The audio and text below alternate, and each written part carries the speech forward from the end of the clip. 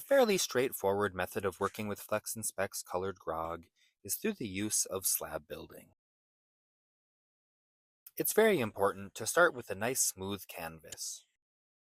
Here we are sprinkling cloud-sized medium all over my slab of a dark cone 6 clay body.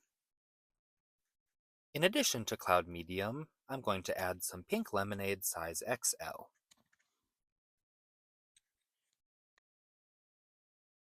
After you're happy with the amount and the placement, it's very important that we use a rolling pin in multiple directions to ensure that the particles are well sealed into the surface of that clay.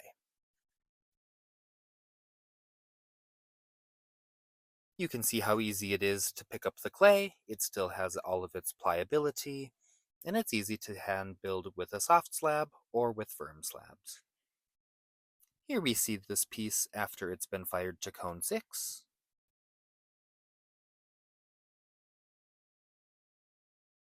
You can also use Flecks and Specks colored grogs to build up layers on other kind of slab built forms. Here we are again, starting with a nice smooth surface on our clay body, and I'm going to be using Speedball's avocado underglaze.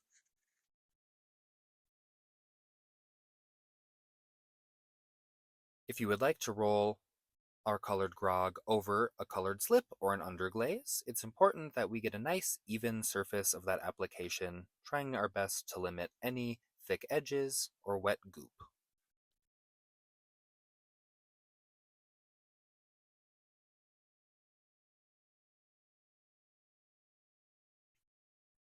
After your application of underglaze or colored slips has been a success, we can either let that dry naturally, or we can blow dry it just to get the shine down so we don't remove any of our additions with a rolling pin.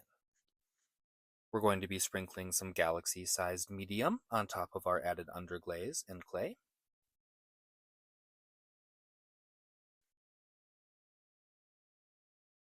You can use a rolling pin, or in this case a pony roller for a much smaller slab of clay, but again, it's important that we go in 2 or 3 directions to really ensure that the grog particles have been sealed into that clay body.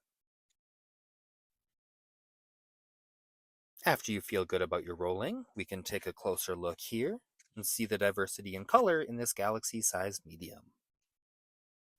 Again, looking at a fired piece here, we can see that the colors are very punchy under a clear. We recommend using a zinc-free clear from your favorite distributor to ensure that all of our colors stay intact.